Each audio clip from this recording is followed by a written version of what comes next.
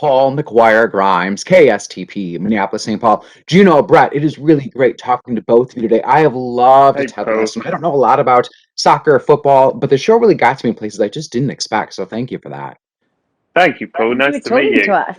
Yeah. What an incredible DVD collection you have behind you. I'm Yeah. really excited by Oh, thank you. It is very real too. It's not just a backdrop. They're real. it. Juno, I've got The Dark Knight Rises over there in my Christopher Nolan section because I love it. So thank you. Oh God. Fantastic. So Yeah. Susan, you might miss me, but I am in it for a Oh, second. I know you are. I remember. Yeah. Now, Juno, take me back to filming season one. Apple TV Plus, it kind of was just starting to kick off to now where the show has won so many awards. You've got this cult following. What has that journey been like for you? And because I feel like it's kind of a different role, a different kind of project for you. It's a completely different experience. I don't think I've ever been a big character in anything that's been a hit. And I don't mean that in a bad way. I think, I'm so proud of all the characters I've played, and I'm so proud of the life I've breathed into every single one of them, and I wouldn't change any I mean, I might change some performance things, but I wouldn't change any character I played. I love every one of them. But, to get to play a character on a show like this that has such good intention and has it so genuinely without being preachy, and to be a character that brings so much joy into my life, and for that to be seen by the world feels quite overwhelming. I don't know. I'm still processing it. I don't know. It's something that is very new to me, but I feel in general, being a fan of watching the show and what we all did together, and seeing what all of these incredible co-stars that I get to work with on this show did that I wasn't a part of, and I feel very lucky and honored that Jason thought I could bring Keeley to life. I'm eternally grateful to him for that. Oh, good. Yeah. Now, Brett, you're also on the writing staff. Were you pretty vocal about Roy's journey in season two, or was that kind of a mutual decision? I think the joke in the writers' room is I'll suggest something and the other writers will be like, oh, you want another scene of Roy and Keeley, is it? Okay, so that's your idea, is it? And I'm like, yeah, I think we could cut to Roy and Keeley here. Like, yeah, another Roy Keeley scene, fine, okay. I'm very, very pro Roy Keeley scenes. Oh, Sure. yeah. I mean, they're just great. I mean, all of the characters are so individually written and so well performed. Like, there's not a weak link in this cast. Now, Juno, have you had friends or family try to bribe you, give you exchanges for any intel on season two? Well, I would be very specific. I would be very specific to bribe. I'm very curated in what I would do for exchanges like that. I'm talking like, a collectible Gucci gown from the 1997 runway, which is worth a lot of money. And then I still would probably say no, actually. Just because I really think that being patient with this journey for these characters and honoring how, the brilliant minds behind creating the storylines want it to be presented, I think is part of the joy of putting it out in the world, actually. So I just tell friends and family they got to be patient. Patience is a virtue. I've told my family keep asking me for spoilers, and I've told them that Roy died of his knee injury between seasons. So And you're just a writer now on the show. Like, you're not in yeah, it. they're like, are you sure you're not in it? I'm like, no, he died. He died off camera, and you'll never see him again, I'm afraid. It's a tragedy. Sepsis. Yeah. What's the other one? It's like the old. It's gangrene. Gangrene. He got gangrene of the knee, and it spread. Oh my God, I love it. Now, do you guys both just live life a little bit more optimistically now that you've lived in the world of Ted Lasso these last couple of years? I definitely. I mean, I feel genuinely that I can be good at being optimistic for other people, but I can be a real wicked bitch to myself. And I think Keeley has definitely helped me to be kinder to myself. I'm still learning about it when she's not around as much, but definitely, yeah, she was a good guardian angel to have for the past 6 months, for sure. Oh my God, I got the rap signal, but I love ending on that. Being kind to yourself because I think that that's so hard to do. Gino, I love it. Thank you so much. This has been fantastic. I've seen the first 3 episodes and fans will love it. Oh, Thank thank you. Paul you. McGuire Grimes, KSTP Minneapolis, St. Paul. Brendan, it is just so great talking to you today. I have loved watching Ted Lasso. It is such a joyous, optimistic show. I know you hear that all the time, but it really is lovely and just so special. So thank you. Oh, thank you. That's very kind of you to say. And thank you for wearing such a smashing jacket. Thanks. I appreciate it. That's all. Oh, thank you. Now, you wrote the first episode of the second season. Was there any pressure to kind of kick things off, knowing that the expectations for season 2 were going to be so big? Well, we didn't know yet when we were writing this because the show hadn't come out yet. We had been writing for 4 months, which is about enough time to basically map out the whole season. And then the show came out, and then the reaction started to build. Um, so, so yeah, we didn't feel that pressure particularly, and we've, I think, done a healthy job of continuing to stave off that pressure because that pressure can't help you write a show, really. And we wrote a decent show for season 1, and we didn't have that pressure then either. So we try to put that aside and just tell the stories that we like telling, and hope that people will stick around for them.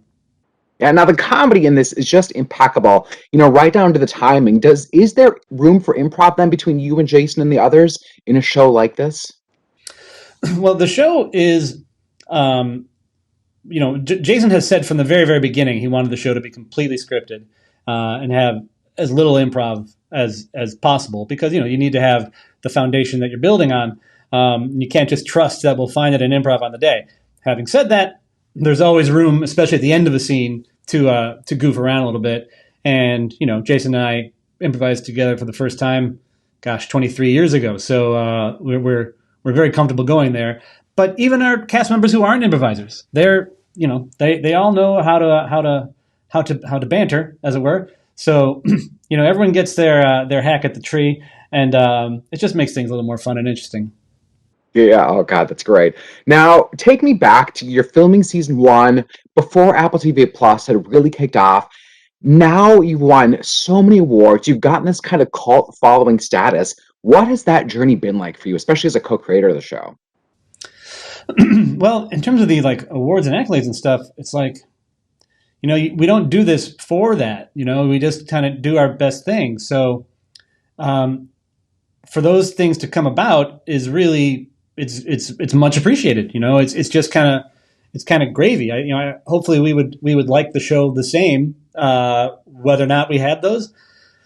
But the fact that we're getting those, and that's some kind of indication of a wider appreciation of the show. And yeah, I'm just glad that people dig it so much. We never could have expected this. Have you had friends or family try to bribe you, offer you things for any sort of intel on season 2, and how hard is it to kind of keep those nuggets a secret? No, for the most part, my friends and family are very, very respectful. Unlike you media types with your jackets, always nosing in. Oh my God. Now, do you feel like you live life just more optimistically now that you've lived in Ted's world? I mean, for years now, because these were characters that you guys created a while back. Mm-hmm. I mean, honestly, I think so, a little bit. Be a goldfish and, be curious, not judgmental. Those are simple aphorisms, but deeply affecting, and be curious, not judgmental. I mean, it especially applies to when you run into someone who's in a bit of a mood, or cuts you off in traffic or what have you. It's a little easier to remember, okay, that person's just probably got something going on. And I've had days like that myself. So maybe that person is not the worst person in the world who I wish would die, as I just said seconds before. I guess we should probably think that way. Now, what has surprised you most about the fan reaction, and is it different than other projects that you've worked on? Oh, I mean, I've never had a project with this kind of reaction. It's really one of a kind. I think what is interesting about it is that people are coming back to us with all this talk of how it's gotten them through hard times, and we certainly had enough of those lately, and that they find the show inspiring. That is amazing and beautiful, but it's not what we were trying to do. We were just trying to make jokes, make a sitcom, and people appear to still be laughing at it. So we got that part of the job right. But for people to find this other meaning in it, that comes from them. That is an organic and I dare say pure reaction, and so it means all the more. That's awesome. It's been great talking to you. I've seen the first 3 episodes of season 2 and loved it, and I know that fans will really, really love it. It's just so strong. So thank you. Right on. Thank you, Paul. Have a good one. Yeah. Take care. Paul, McGuire, Grimes, KSTP, Minneapolis, St. Paul, Cristo, Toheeb. It is really great talking to both of you today. I have loved Ted Lasso. This show really just took me by surprise and just gives me so much joy. So thank you so much for that. No, Man, thank you thanks so both much. That's for really kind. the support. Yeah. Now, Toheeb, I want to start with you. Take me back to filming the first season. Apple TV Plus was just kind of starting to get kicked off. And now the show has won so many awards. It's got this cult following status. What has that journey been like? Oh man, it's been incredible. Like when we started and we got this script, it felt like our tiny little show about football and US UK cultural differences and people just trying to overcome their little things together. It just felt like our tiny little show, and since it's come out, it still feels like our tiny little show. We've just added thousands and thousands, maybe even millions of people to our little collective, and so yeah, like it still feels like our little show that we cherish, but we've just added 1,000 more, millions more greyhounds to the team. It's been great. Right, Greyhounds. I like that. Cristo, I want to ask, what has that fan reaction been like? What has surprised you most about what they say to you, and is it different than other projects that you've worked on? I mean, just the fact that people approach to like what you just described, like thank you for being part of this, means the world to us, because we could have been part of a show that is about action and war and guns, but we are a part of a show that spreads a really nice message and talks about things that are current and relevant in our lives everywhere in the world. So I think people saying it has changed my life, thank you very much, it makes us realize the responsibility and the power we have in what we do, and just be enjoying this as much as we can, and helping people means the world. That's I think what everyone dreams in any job, help others. I think, yeah. Now, Cristo, did I read that you used to play football, and are you kind of the unofficial consultant then to make sure everyone on the cast is like having the correct poses in the correct form? Oh, no. I mean, I used to play football in my glory days, and then I had injuries, and then I, like Dani, somehow touched bottom as well. But then I'm grateful that I have met new passions in life, like acting, filmmaking, and I completely got rid of it. But in Ted Lasso, no, like we have the best football team in charge, Chris Powell, and the people on his team, and without them we wouldn't be able to do all the things we do. And it's also the fact that we have great essays, great football. Everyone that plays football on the field supports each other, and no matter who we are. So that's how we get the things done. Oh my God, I love that. Now, Toheeb, have you had any friends or family try to bribe you, pry you with information on season 2? Were there any exchanges or bribes? I mean, nothing that I can officially tell you, of course. But yeah, no, like I have so many family and friends who really love the show and can't wait. And so like whenever I'd come home from work, like I'm at home with my family now, my brother would be like, all right, cool. So, talk to me about your day at work. And I'm like, I'm not telling you anything. I can't tell you anything. And so yeah, like there've been people have tried a little bit, but yeah, I'm very good at like making sure I give nothing away. It'll be better for them when they watch it and they see the surprises. No, exactly. Yeah. Now, do you both just live life a little bit more optimistically after living in Ted Lasso's world for the last few years? Yeah. Like, yeah, generally yes, because I mean, it has changed my life too in terms of how I approach things, and knowing that some things that I believe personally are out there and people identify with them makes me feel good. And someone that is kind and wants to meet other kind people without getting anything back, that's a nice way of living. Yeah. Well, this has been great. I got the rap signal. I love talking to both of you. Congrats on season 2. Fans are going to love it. I've seen the first 3 episodes, and you both have really good episodes coming up too. So Yeah, it's great. Thank you Thanks a so lot. much, Paul. Yeah, you're Take care, welcome. Take Paul. care, you Nice guys. to meet you. All right. Oh, you Bye-bye. too.